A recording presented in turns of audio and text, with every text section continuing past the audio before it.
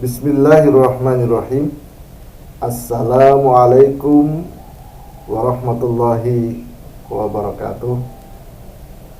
Alhamdulillah, pada kesempatan kali ini kita berjumpa kembali dalam melanjutkan pokok bahasan kita, yakni keteladanan Wali Songo.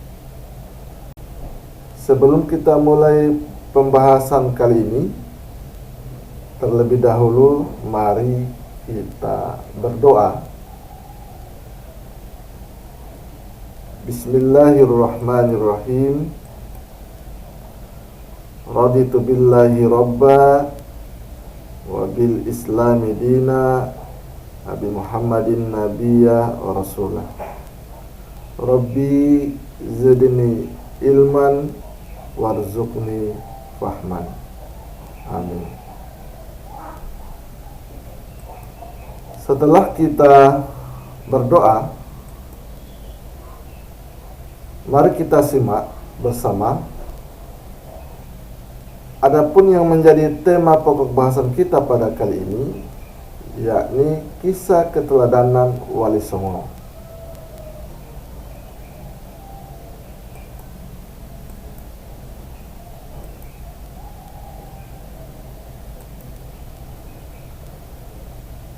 Adapun yang menjadi tujuan pembelajaran, indikator keberhasilan yang ingin dicapai, yang pertama, peserta didik dapat memahami kisah teladan Wali Songo.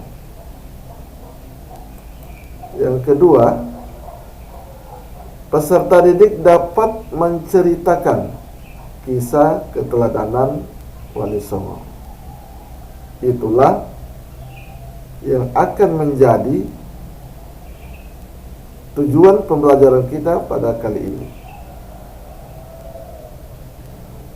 Sebelum kita masuk pada pokok bahasan inti, sebagaimana yang lalu pernah kita bahas, bahwa siapakah itu Wali Allah?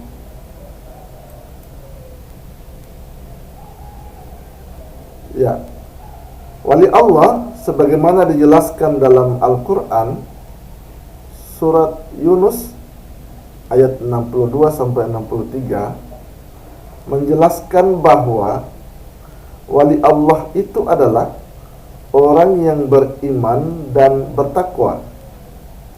Di samping melakukan hal-hal yang wajib, para wali Allah senantiasa melakukan hal-hal yang sunnah serta menjauhi hal-hal yang makruh.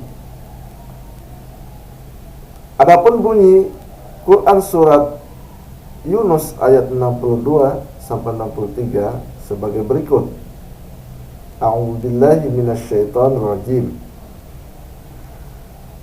Bismillahirrahmanirrahim.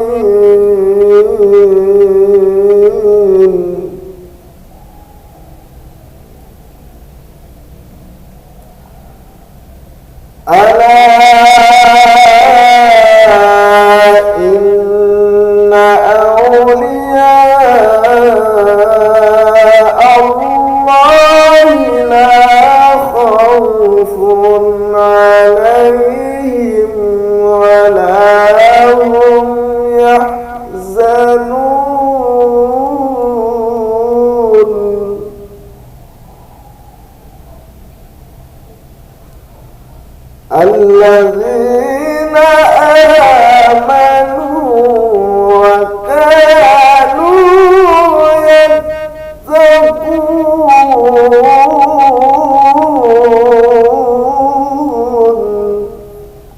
Shadaqallahul azim. Yang artinya, ingatlah wali-wali Allah itu tidak ada rasa takut pada mereka, dan mereka tidak bersedih hati, yaitu orang-orang yang beriman dan senantiasa bertakwa. Quran surat Yunus ayat 62 sampai dengan 63.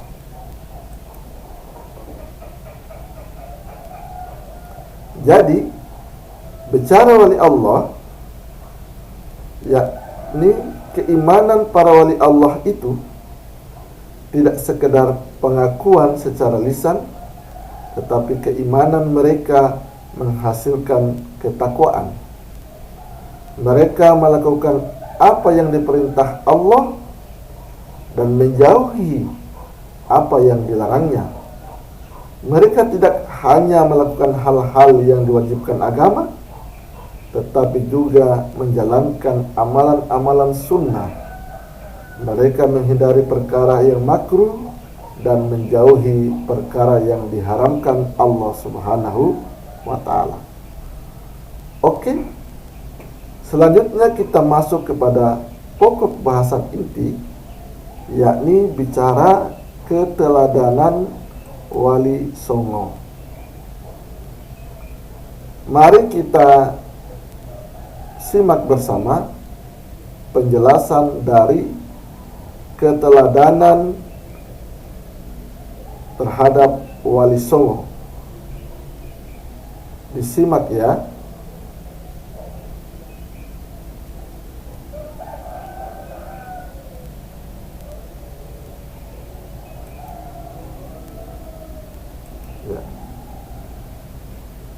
Kisah teladan Wali Songo. Perhatikan gambar berikut ini. Gambar ini menunjukkan gambar Masjid Menara Kudus.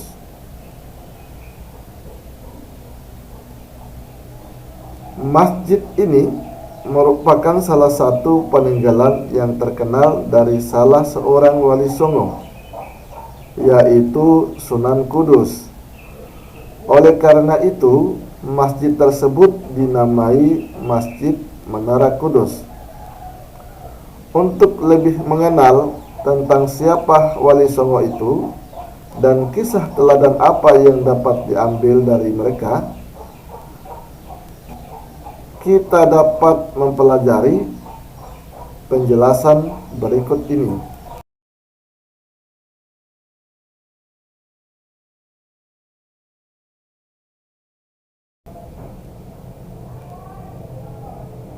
Yang pertama, Sunan Gresik.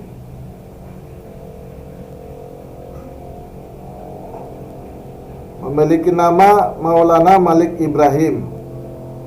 Maulana Malik Ibrahim disebut juga Sunan Gresik atau Sunan Tandes. Ia lahir di Samarkand, Asia Tengah. Beliau adalah putra dari Jamaluddin Akbar Al-Husaini yang lahir pada awal abad ke-14. Istri beliau bernama Siti Fatimah yang merupakan keturunan dari Raja Kampa dinasti Azmat Khan dan wafat di desa Gapura Gresik, Jawa Timur. Maulana Malik Ibrahim memiliki karamah atau biasa dikenal dengan kemuliaan yang diberikan Allah Subhanahu wa ta'ala. Karamah tersebut yaitu beliau dapat menurunkan hujan lebat. Keteladanan dari Sunan Gresik adalah semangatnya mendakwahkan Islam. Sunan Gresik banyak membela rakyat Jawa yang tertindas oleh kerajaan Majapahit. Ia juga mengajarkan cara baru bercocok tanam.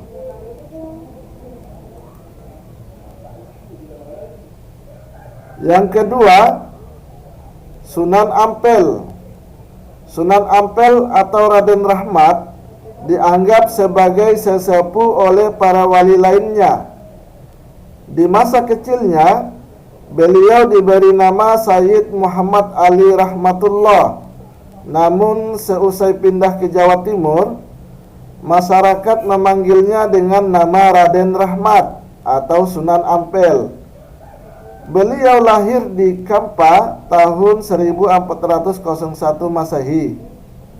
Ia merupakan anak dari Maulana Malik Ibrahim atau juga disebut Sunan Gresik.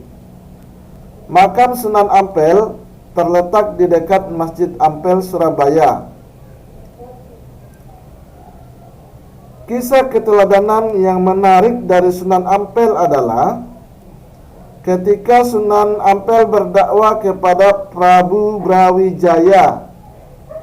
Meskipun akhirnya tidak memeluk agama Islam, Prabu Brawijaya terkesan dengan ajaran agama Islam sebagai ajaran budi pekerti yang mulia. Sunan Ampel mengajarkan falsafah Moh Limo, 5M. Yang dimaksud dengan Moh Limo adalah tidak mau melakukan 5 perbuatan tercela, yaitu berjudi, mabuk-mabukan, mencuri, menghisap candu atau ganja dan sejenisnya. Dan yang kelima, berbuat zina. Yang ketiga, Sunan Bonang. Sunan Bonang adalah putra Sunan Ampel dan sekaligus muridnya. Beberapa sumber menyebutkan bahwa Sunan Bonang lahir sekitar 1465 Masehi. Beliau merupakan putra dari Sunan Ampel dan Dewi Condrowati, atau yang disebut Nyai Ageng Manila. Maka dari itu, Sunan Bonang juga merupakan cucu dari Syekh Maulana Malik Ibrahim atau Sunan Gresik. Ia wafat pada tahun 1525 Masehi. Kisah keteladanan dari Sunan Bonang adalah cara berdakwahnya yang bijak. Sunan Bonang sering menggunakan kesenian rakyat untuk menarik simpati mereka. Ia memasukkan alat musik Bonang pada seperangkat alat musik gamelan. Oleh karena itu, ia dikenal dengan sebutan Sunan Bonang. Sunan Bonang juga mengubah suluk wijil dan tembang Tombo Ati.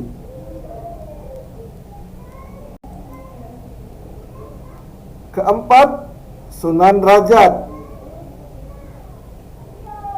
Nama asli Sunan Rajat yaitu Raden Qasim. Beliau lahir sekitar tahun 1470 Masehi dan merupakan putra dari Sunan Ampel bersama Nyai Ageng Manila atau Dewi Condrowati.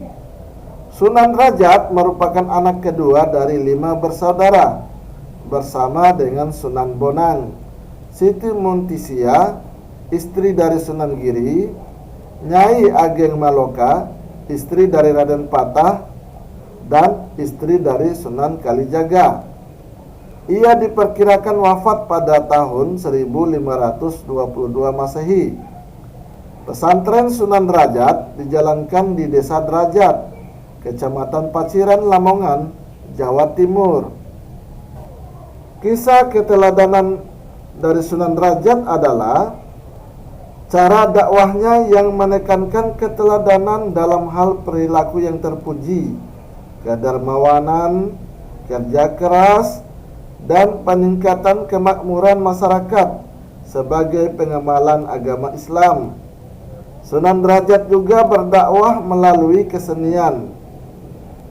Tembang Macapat Pangkur disebut sebagai ciptaannya.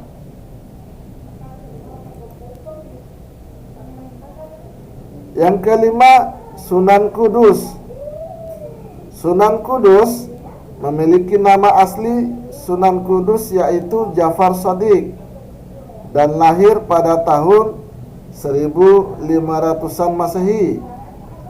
Jafar Shadiq merupakan putra dari Sunan Ngudung atau Haji Raden Usman dan ibunya Sarifah yang merupakan adik dari Sunan Bonang. Ia memiliki peran yang besar dalam pemerintahan Kesultanan Demak.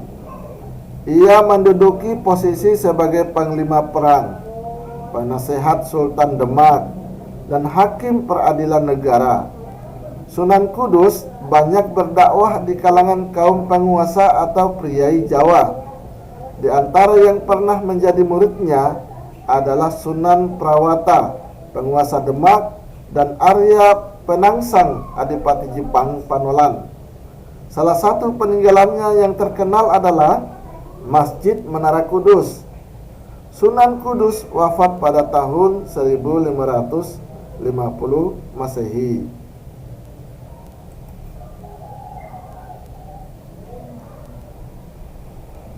Adapun yang menjadi kisah keteladanannya adalah ia selalu sabar dalam menerapkan Islam pada masyarakat. Beliau beberapa kali mengalami kegagalan, namun dari kegagalannya itu ia belajar dan berusaha untuk menarik simpati rakyat untuk memeluk Islam tanpa unsur paksaan. Yang keenam, Sunan Giri. Sunan Giri adalah putra dari Syekh Maulana Ishaq, seorang ulama yang berasal dari Gujarat, yang kemudian menetap di Indonesia, tepatnya di Pasai, atau yang kita lebih kenal dengan nama Aceh. Sedangkan ibunya adalah Dewi Sekardadu, yang merupakan putri dari seorang raja Hindu di Blambangan, Jawa Timur. Sunan Giri, atau yang sering disebut dengan nama Raden Paku, sempat diberi nama Joko Samudro oleh ibu angkatnya karena ia ditemukan di lautan, sehingga diberi nama Samudro atau Samudra. Kemudian oleh salah seorang gurunya, Sunan Giri diberi nama Syekh Maulana Ishaq sesuai dengan nama ayahnya. Ia termasuk murid Sunan Ampel dan seperguruan dengan Sunan Bonang. Salah satu keturunannya adalah Sunan Giri Prapen yang menyebarkan agama Islam ke wilayah Lombok dan Bima. Adapun yang menjadi keteladanan dari Sunan Giri adalah Sunan Giri sangat berjasa mendakwahkan Islam di Jawa, bahkan sampai ke wilayah timur Indonesia.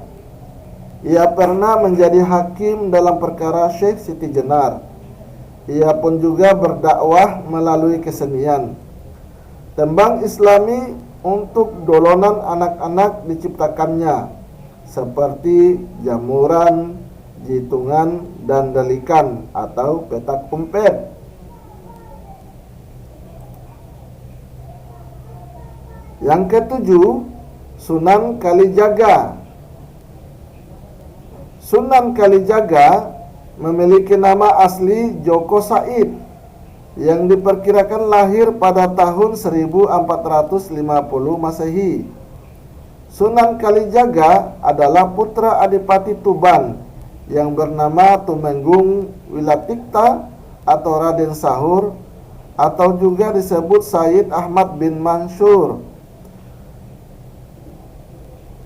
Ia adalah murid Sunan Bonang. Ketika wafat, ia dimakamkan di desa Kadilangu, dekat kota Demak, Bintara. Yang menjadi kisah keteladanan Sunan Kalijaga adalah Sunan Kalijaga sangat toleran terhadap budaya lokal. Sunan Kalijaga juga menggunakan kesenian dan kebudayaan sebagai sarana untuk berdakwah, seperti wayang kulit dan tembang suluk. Tembang suluk, ilir-ilir, dan gundul-gundul pacul juga dianggap sebagai hasil karyanya.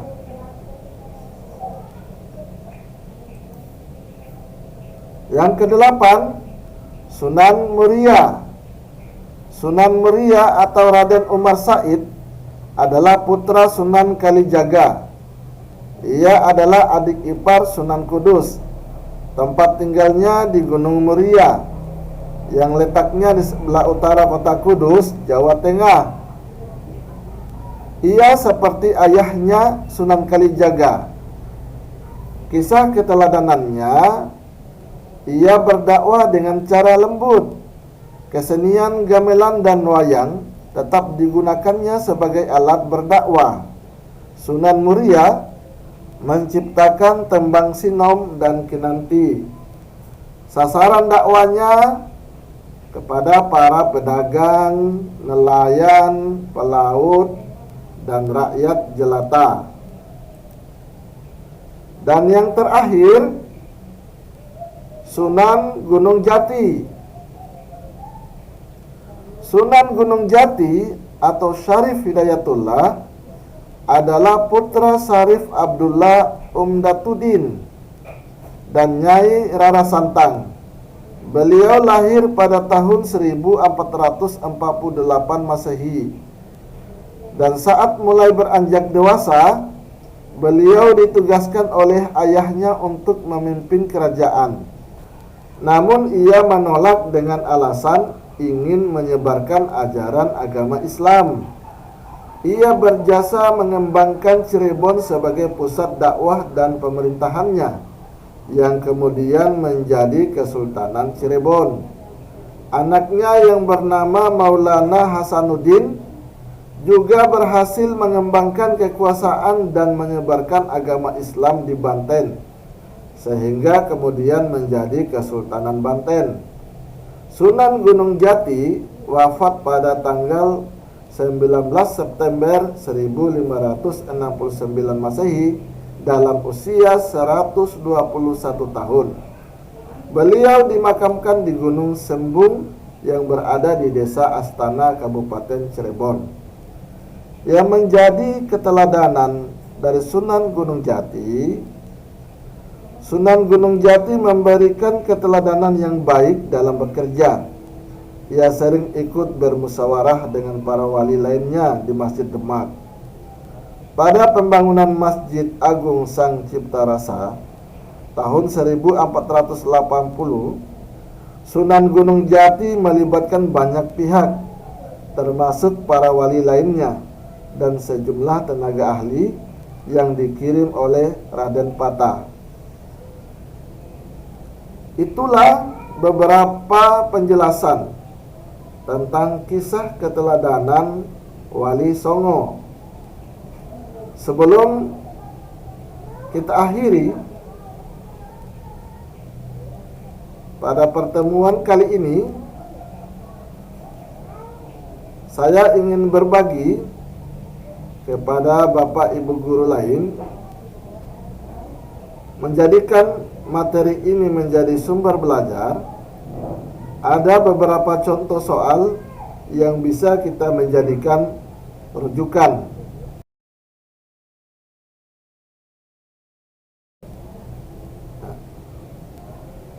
Jawablah soal pilihan ganda di bawah ini secara benar. Yang pertama, salah satu situs dakwahnya Wali Songo adalah Masjid Menara Kudus. Di mana letaknya? A. Jawa Timur,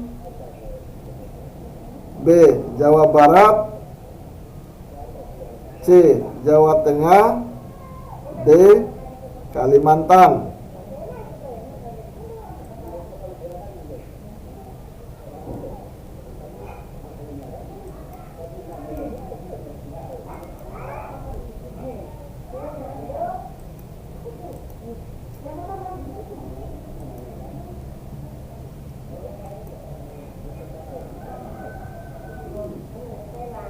Misal kita menjawab Jawa Timur, maka akan ada dapat tanda atau bunyi apabila jawaban kita benar atau salah. Misal kita jawab Jawa Timur,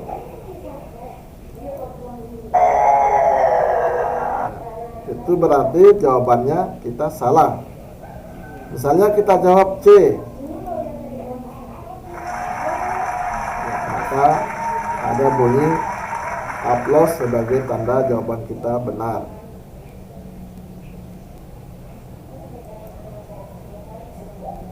Selanjutnya soal yang kedua. Maulana Malik Ibrahim disebut juga Sunan Gresik atau Sunan Tandes. Beliau lahir di Samarkand, Asia Tengah dan wafat di desa Gapura, Gresik, Jawa Timur. Keteladanan apa yang telah dilakukan oleh Sunan Gresik? A. Semangat menyampaikan ajaran Islam walaupun penuh perjuangan. B. Membela rakyat Jawa yang tertindas oleh kerajaan Sriwijaya. C. Mengajarkan cara baru dalam membangun kompleks perumahan. D. Memaksa masyarakat untuk masuk Islam. Misal kita jawab B. Ya, jawabannya tentu masih salah. Jawaban yang benar adalah A. Ya.